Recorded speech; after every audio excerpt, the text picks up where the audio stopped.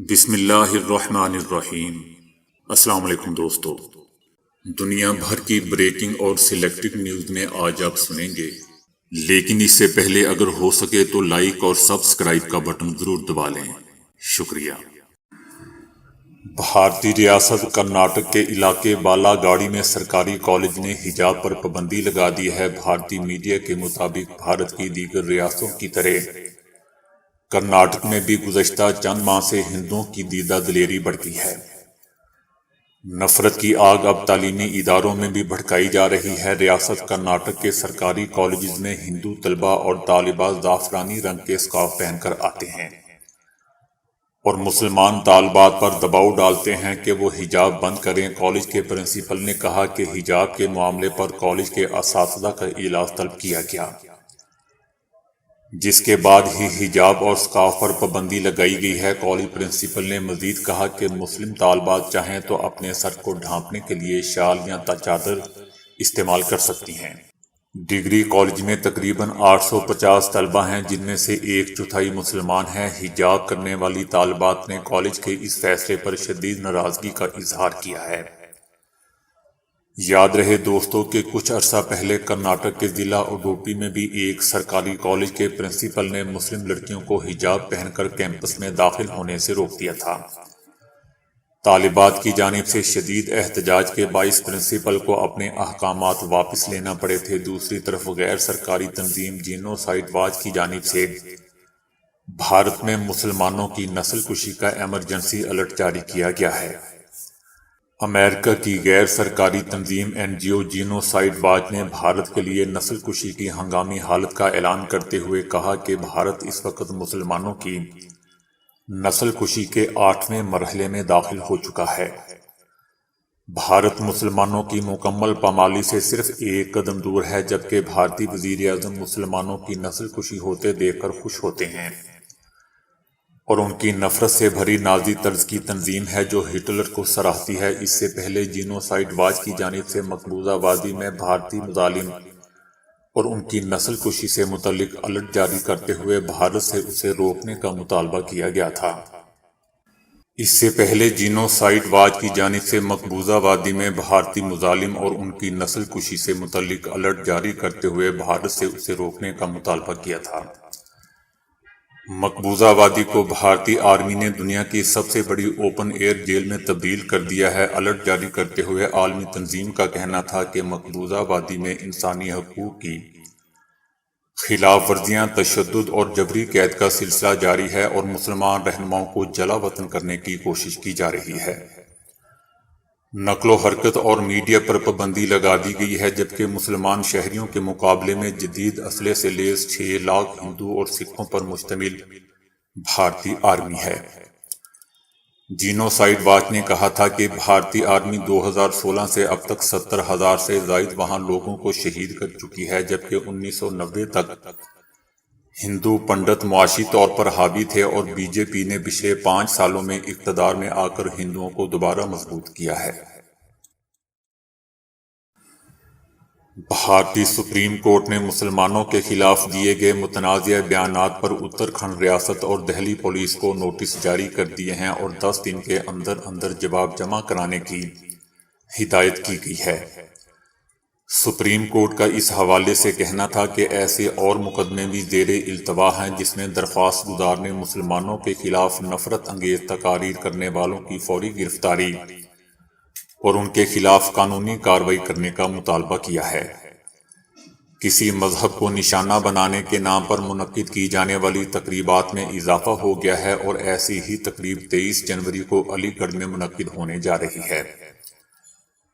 دوسری طرف بھارت کے دلوپورہ گاؤں میں ٹھنڈ سے مرے بندر کی آخری رسومات میں 1500 سے زائد افراد کے لیے کھانے کی دعوت کا اہتمام کیا گیا۔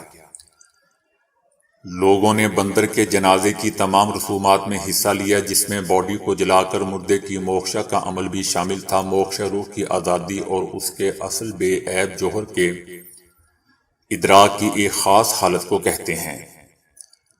گاؤں میں پنچایت کے سابق سربراہ نے میڈیا کو اس عجیب و غریب رسم کی تفصیل سے آگاہ کرتے ہوئے بتایا کہ جب بھی ہمارے ہاں کوئی بندر مرتا ہے تو ہم مردہ انسان کی آخری رسومات کی طرح ہی اس کی بھی رسومات ادا کرتے ہیں۔ دنیا میں سب سے زیادہ زبانیں نیو یارک سٹی کے علاقے کوینز میں بولی جاتی ہیں، جن کی تعداد 1 یا 2 درجن نہیں بلکہ تقریباً 800 ہے۔ نیو یارک سٹی میں دنیا بھر سے آئے ہوئے مختلف رنگ و نسل کے لوگ آباد ہیں۔ نیو یارک سٹی کا یہ اجمالی جائزہ مرتب کرنے کے لیے امریکہ میں کام کرنے والی مختلف مقامی اور بین الاقوامی لسانی تنظیموں سے اعداد و شمار حاصل کیے گئے ہیں، جنہیں مختلف علاقوں کے نقشوں پر ظاہر کیا گیا ہے، جن میں سب سے زیادہ زبانیں کوینز کے نقشے پر ہیں۔ کوینز میں جو زبان جتنی زیادہ بولی جاتی ہے، نقشے پر اسے اتنا ہی زیادہ بڑا اور نمایاں کر کے دکھایا گیا ہے۔ دلچسپی کی بات یہ ہے کہ اس نقشے پر نمایاں ترین زبانوں میں انگریزی اور چینی کے ساتھ اردو بھی موجود ہے، جس سے ثابت ہوتا ہے کہ اردو بولنے اور سمجھنے والوں کی تعداد یہاں بھی کچھ کم نہیں ہے۔ یونانی، فلپائنی، انڈونیشیائی، روسی اور جاپانی جیسی بڑی زبانوں کے علاوہ یہاں ایسی زبانیں بھی بولی جاتی ہیں جن سے بہت کم لوگ واقف ہیں، مثلاً چاوا کانو، وارے وارے، منانگو باؤ اور بخاریان وغیرہ۔ 460 مربع کلومیٹر رقبے پر پھیلے ہوئے علاقے کوینز کی آبادی 23,40,000 نفوس پر مشتمل ہے، لیکن حیرت انگیز طور پر یہ زبانوں کے اعتبار سے صرف امریکہ ہی نہیں بلکہ دنیا بھر میں سب سے نمایاں ہے۔ عالمی ترقی کے باوجود دنیا بھر میں غریب اور امیر ممالک کے درمیان ڈیجیٹل تقسیم بڑھتی جا رہی ہے اور اب تک 1 ارب سے زائد افراد انٹرنیٹ سے محروم ہیں۔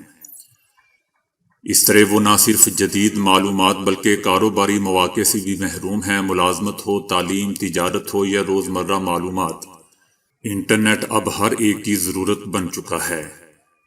ایشیا براڈ بینڈ میں سب سے تیزی سے ترقی کرنے والا خطہ ہے۔ یہاں کا سکور سب سے زیادہ ہے اور انٹرنیٹ کی قیمت سب سے کم، یعنی اوسطاً ماہانہ آمدنی کا 1.5% انٹرنیٹ کا خرچ ہے، جس کے تحت 1 گیگا بائٹس کا ڈیٹا حاصل کیا جا سکتا ہے۔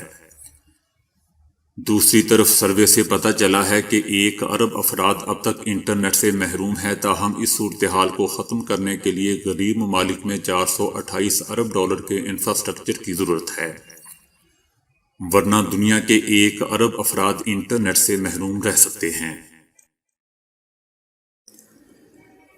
دنیا میں مکڑیوں کی اکثر اقسام ایک طرح کے ہی جالے بناتی ہے، لیکن اب ایک مکڑی میں خاص کیفیت دریافت ہوئی ہے جس میں وہ مختلف جگہوں پر مختلف انداز کے جالے بنتی ہیں۔